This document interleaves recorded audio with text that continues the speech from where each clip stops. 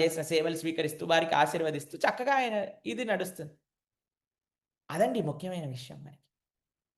భగవంతుడు ఎందుకు కనిపించాడట అనంటే ఆయన యొక్క సిస్టమ్, ఆయన యొక్క మేనేజ్మెంట్, ఆయన యొక్క ఆర్గనైజేషన్ అంత పర్ఫెక్ట్ కాబట్టి. ఆయన పెట్టిన రూల్స్, ఆయన పెట్టిన మెకానిజం మొత్తం నడిపించేస్తుంది ప్రపంచాన్ని పర్ఫెక్ట్‌గా. ఇది గొప్ప విషయం.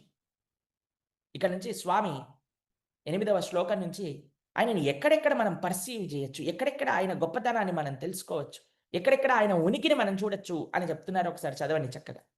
రసోహమప్సు కౌంతేయ ప్రభాస్మి శశి సూర్యయోః ప్రణవః సర్వవేదేషు శబ్దః ఖే పౌరుషం నృషు. ఓ కుంతిపుత్ర, నేను నీటిలోని రుచిని, సూర్యచంద్రుల కాంతిని, వేద మంత్రాలలో ఓంకారమును అయ్యున్నాను. ఆకాశంలో శబ్దమును, మనిషిలోని సామర్థ్యమును నేనే. పుణ్యో గంధః పృథివ్యాం చ తేజశ్చాస్మి విభావసౌ జీవనం సర్వభూతేషు తపశ్చాస్మి తపస్విషు. నేను భూమి యొక్క మూల సుగంధమును, నేను అగ్నిలో వేడిని, నేను జీవులందరి ప్రాణమును, నేను తపస్సులందరిలోనూ తపస్సును. బీజం మాం సర్వభూతానాం విద్ధి పార్థ సనాతనం బుద్ధిర్బుద్ధిమతామస్మి తేజస్తేజస్వినామహం. ఓ పృథాకుమార, నేనే సర్వ ప్రాణులకు సనాతన బీజమునని,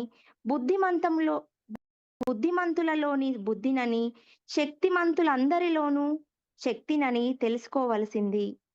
బలం బలవతాం చాహం కామరాగ వివర్జితం ధర్మా విరుద్ధో భూతేషు కామోస్మి భరతర్షభ. నేను బలవంతులలోని కామరాగములు లేనట్టి బలమును, భారతులలో ప్రధానుడా అర్జున ధర్మ విరుద్ధము కానట్టి మైథున భోగమును నేనే. ఇలా భగవంతుడు తన వైభవాన్ని చెప్పుకొస్తూ ఉన్నారండి. ఎక్కడెక్కడ తన యొక్క ఉనికి కనిపిస్తుందట. కానీ మీరు చూడండి, ప్రభుజీ ఇంత భగవంతుడు నిజంగానే అండి మీరు చెప్పింది కరెక్టే. ఎక్కడ చూసినా మనం భగవంతుడిని ఎక్స్‌పీరియన్స్ చేయొచ్చు, తెలుసుకోవచ్చు. కానీ ఎందుకండి అవ్వట్లేదు? ఎందుకండి మాయ మనల్ని పట్టి పట్టి లాగేస్తూ ఉంటుంది? మనసు నిగ్రహం చేసినప్పుడు ఈ భౌతికమైన విషయముల పట్ల పక్కన పెట్టినప్పుడు కదండీ మనం భగవంతుడి గురించి తెలుసుకునేది. కానీ ఎందుకండి మా మనసు అలా ఉంటుంది? ఆ! ఒక భగవద్గీత విందామంటే ఎందుకు నీకు భగవద్గీత ఇప్పుడు అంటుంది. తర్వాత రికార్డింగ్ వినొచ్చు అంటుంది. ఆ! ఎంతసేపు వింటావు గంటలు గంటలు చెప్తారు ఆయన అని అంటుంది. ఎందుకయ్యా ఇలా మనస్సు మాత్రం ఒక నిలకడగా ఉండి ఒక చక్కటి పని చేయనీయకుండా ఎందుకిలా ఆపేస్తుంది? మీరు అంత ఆశ్చర్యం చూడండి. ఎంతమందికి అనిపిస్తుందండి, అయ్యో! ప్రభుజీ ఈ కలియుగంలో మాయా ప్రభావం చాలా ఉండి మేము దేవుడిని తెలుసుకోలేకపోతున్నామండి. అసలు మనసు నిలకడగా ఉంటే కదండీ దేవుడి గురించి ఆలోచించేది అని అంటూ వింటారు చాలామంది. మీరు చూడండి మనసును ఆపటం అనేది అబ్బబ్బబ్బా! చాలా నిన్న చూసాం గదండీ చంచలం ఈ మన కృష్ణ. మనస్సు అనేది చాలా చంచలమైన స్వభావం కలిగినదట. ఇంకో విషయం చెప్తాను. ఒకసారి ఒక ఎక్స్‌పెరిమెంట్ చేశారట. ఏంటో ఎక్స్‌పెరిమెంట్ తెలుసా మీకు? చిన్నప్పుడు మాకు ఒకసారి ఒకళ్ళు ఇచ్చారండి. మీకు ఇలా పెన్‌లా ఉంటుందండి. ఆ పెన్నుని ఇలా ఈ ఓపెన్ చేయి పెన్ అనేవాళ్ళు. ఆ పెన్ ఎప్పుడైతే మీరు క్యాప్ ఓపెన్ చేయడానికి తప్పని షాక్ కొట్టేదండి. తెలుసా మీకు? మీకెప్పుడైనా మాకు తెలీదు. మా జనరేషన్‌లో ఉన్న పిల్లలకు తెలిసుండేదేమో. అయితే ఇలా ఆ పెన్నుని ఇలా క్యాప్ తీయడానికి ప్రయత్నం చేయంగానే షాక్ కొట్టేసానన్నమాట. ఎంతమందికి తెలుసో ఈ షాక్ పెన్ ఒకసారి కామెంట్ బాక్స్‌లో పెట్టండి మాకు తెలుసని. అయితే ఒకసారి ఒక ఎక్స్‌పెరిమెంట్ చేశారంట. ఇలాంటిదేదో షాక్ ఇచ్చే వస్తువుని ఒకటి పెట్టారట. సరే అని ఇలా అనంగానే షాక్ కొట్టేసిందట. అయ్యో! అని వెంటనే షాక్ వచ్చేసి ఇక్కడ పక్కన పెట్టేసారట. పక్కన పెట్టేసి అలానే కూర్చున్నారట. కొంతసేపు ఏం చేశారంటే వాళ్ళని అలానే కామ్‌గా ఉండాలి మీరు. 1 అవర్ ఉండాలి. మీకు ఇక్కడ బయటికెళ్ళకూడదు. ఓ 100 మందిని 1 అవర్ సేపు కూర్చోబెట్టి, ఈ షాక్ ఇచ్చే పెన్నులు గూడా పక్కన పెట్టారటండి. అందరి పక్కన. "ఏం లేదు ఊరికే పెట్టాం మేము. మీరు కామ్‌గా ఉండండి. ఏం చేయకుండా ఉండి 1 అవర్ ఉండండి అంతే. మీరెళ్ళేటప్పుడు అందరికి 10, 10,000 ఇస్తామని" చెప్పారట. సరే అని అందరూ ఇలా కూర్చున్నారట. కూర్చున్నారట. కూర్చున్నారట. కూర్చున్నారట. కూర్చున్నారట. ఒక 1 అవర్ తర్వాత అందరిని పంపించేసారట.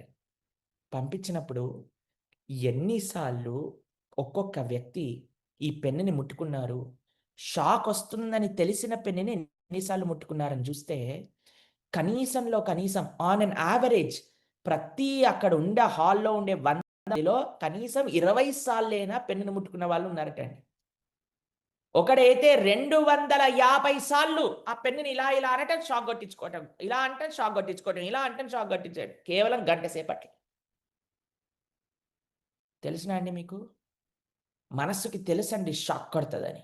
అయినా సరే మన మనసు అలా లాగేస్తూ ఉంటుంది. లాగేస్తూ ఉంటుంది. లాగేస్తూ ఉంటుంది. దీనికి సొల్యూషన్ ఏంటో భగవానుడు 14వ శ్లోకంలో చెప్తున్నారు. స్వామి ఏమంటున్నారో ఒకసారి విందాం మనం.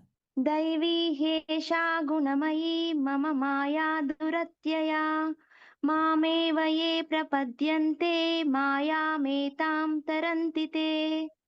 ప్రకృతి త్రిగుణాలను కూడినట్టిన ఈ దివ్య శక్తి దాటశక్యము కానిది. కాని నాకు శరణాగతులైన వారు దీనిని సులభంగా దాటగలుగుతారు. చూడండి. చాలా దాటశక్యం కానిదట. మనసు లాగేస్తే దాన్ని ఆపుకోవటం అనేది చాలా డిఫికల్ట్ అట. కానీ ఎవరైతే నాకు శరణాగతి చేస్తారో వారికి చాలా సులభము. మీకు ఎప్పుడైనా ఎవరింట్లో అయినా కుక్క ఉందనుకోండి. మీరు వాళ్ళ ఇంటికెళ్లారనుకోండి. అది చూసి అరుస్తుందనుకోండి చాలా భయమేస్తుంది. "ఒరేయ్! దాన్ని పట్టుకోండి ఫస్ట్ తర్వాత వస్తాను. పట్టుకోండి దాన్ని తర్వాత వస్తాను. పట్టుకోండి" అని పట్టుకున్నాకే లోపలికెళ్తది. ఆ! తర్వాత మీరు చూడండి ఎప్పుడైనా సరే మీరు ఒకసారి ఆలోచన చేయండి. మీరు సడెన్‌గా ఒకళ్ళ ఇంటికెళ్లారటండి. ఎళ్ళంగానే బయట ఆ కుక్క నించున్నదట. దానికి ఒక పెద్ద బ్యాండ్ ఉన్నదట. హమ్మయ్య! కట్టేసింది అని మీరు ఎనకాల చూడంగానే